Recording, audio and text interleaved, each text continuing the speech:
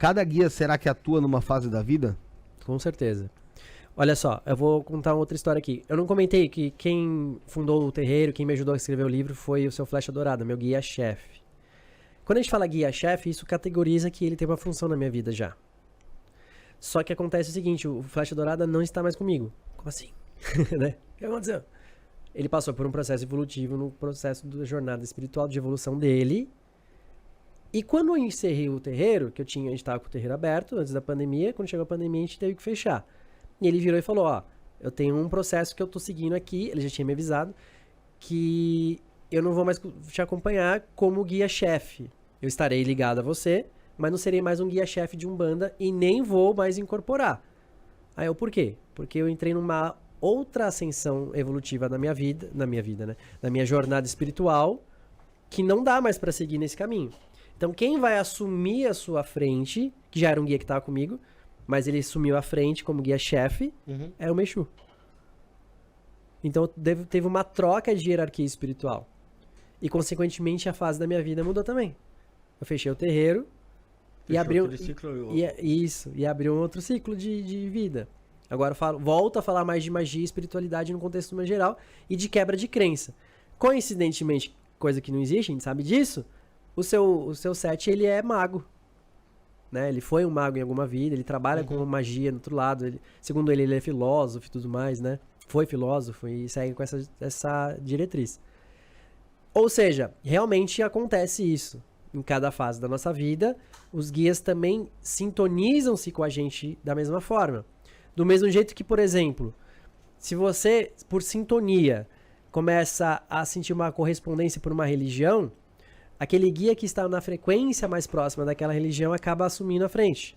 E eu acho que a gente, aqui no nosso plano, faz isso na nossa vida, diariamente também, né? Pessoas, né? Pô, porque a gente não percebe como pessoas entram e saem das nossas vidas. Exato. Às vezes a gente está com uma proximidade maior com algum amigo, outras vezes com outros, e é algo natural ali, né? Exato. Funciona do mesmo jeito. E digo mais... Isso pode acontecer com o orixá de frente. Como assim? Muda o meu orixá? Não é que muda o seu orixá. E eu também vou contar uma história pessoal nesse sentido. Durante muito tempo da minha vida, eu tinha certeza absoluta que eu era filho de Ogum. Por quê? Porque eu estava no momento da minha vida que eu estava... Foi quando eu saí do emprego CLT e comecei, vou empreender. Aí abri a empresa de educação à distância, né, de EAD, aí abri o terreiro, comecei a abrir um monte de coisa, né, fazer um monte de coisa. Agora tô fazendo isso, tô fazendo um projeto com o Marcelo Del Débio, né, a gente montou lá os EAD dele, fiz não sei o que, montei o Conversa de Adeptos, fui montando um monte de coisa. Abri caminho, cara. Eu tinha certeza, convicção e realmente dava isso. Chegou um momento que isso assentou. E aí chegou na minha fase sacerdotal. Quando chego nessa fase sacerdotal, durante uma das iniciações do sacerdócio, que era de confirmação de orixá, inclusive, eu esperando que eu ia incorporar o meu Ogum, né, pra confirmar. E aí quem incorporou foi o Flecha Dourada, ou seja, não foi um orixá, foi um guia. E ele incorporou, e eu falei, oxe, seu Flecha, por que o senhor tá aqui? Ele, porque eu vim aqui te dizer uma coisa, você não é filho de Ogum. Eu, como assim? Você é filho de Oxóssi. Ogum estava te acompanhando nessa fase da sua vida, porque você precisava fazer isso. Agora que ele fez, volta a ser o seu orixá de frente desde a sua vida que iniciou. E aí, realmente. E aí segue um caminho no qual eu faço até hoje. Comunicação, ensinar, expandir conhecimento, quebrar crença, coisas desse sentido. Entendeu? Então, houve uma mudança. Na verdade... A gente sempre nasce com um e termina a vida com o mesmo, só que durante o percurso, um outro vai lá e assume a frente para aquela determinada fase da vida. Tanto com orixá, quanto com guia. Por isso que muitas vezes as pessoas quando jogam búzios, sai um orixá, depois de um tempo ela joga búzios de novo em outro lugar e sai um outro orixá. Porque na fase da vida dela, mudou. E dependendo do seu estado emocional, isso influencia ainda mais. Se você termina um relacionamento, provavelmente você vai entrar numa frequência diferente. Né? No caso, você fica mais triste ou mais nervoso, não sei, depende da pessoa, né? Mas cada um vai entrar num ponto. E aí, se ela for fazer algum tipo de leitura, vai sair uma leitura correspondente à fase que ela tá vivendo naquele momento. E aí, às vezes, acontece isso. E aí a pessoa fala, mas ele fez errado. Sei lá, o Babalorixá leu e leu errado. Não leu errado. Leu de acordo com aquele momento que você tava vivendo. Esse é o ponto. O Renan até comentou aqui, ó. Tem um Tata que é quimbandeiro e muçulmano, mas ele é do islamismo místico. Deve ser o Mário Filho. Mário Esse é o Filho. Mário Filho, que ele já veio aqui por acaso, hein, Renan? Procura aí que você vai ver que tem bate-papo com ele aqui. Ele é top, inclusive.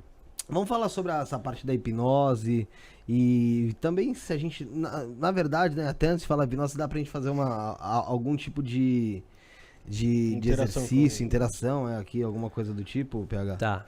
O que você queria saber de hipnose exatamente? O que você puxa, Eu assim? quero ser hipnotizado, Né. todas essas coisas aí. Hipnotizado, a gente já foi várias vezes aqui. Não, eu quero... Eu quero uma... Eu preciso de um momento específico, né? De um momento específico, eu quero dizer, tipo, um clima pra isso. Mas assim, pra gente explicar melhor antes de a gente entrar nessa parte teórica, ou prática, enfim. O que é a tal da hipnose, né? Vamos entrar num contexto só. Eu sei que vocês já ouviram falar sobre isso, mas existe sempre escolas, né? Faz tempo já que a gente falou É. sobre isso. A palavra hipnose vem da questão grega, né? Quando a gente fala hipnos, a gente tá falando do deus hipnos, né? Ose de gnose, né? Você entra num estado alterado de consciência. Então, hipnos é o deus do sono, e aí a gente faz, através do estado do sono, você entrar no estado alterado de consciência. Ponto. Então já traz um contexto espiritual, por mais que a galera da hipnose não traga essa visão, né? Uhum. Só que a gente também tem uma crença muito grande em cima da hipnose que é bem dormido, né? Tipo, durma, morreu, né? Fechou o olho, apagou, fica inconsciente, não lembra de mais nada. Mentira. Não é isso. Não fica inconsciente, não é absurdo, você não vai sair levitando, você não vai...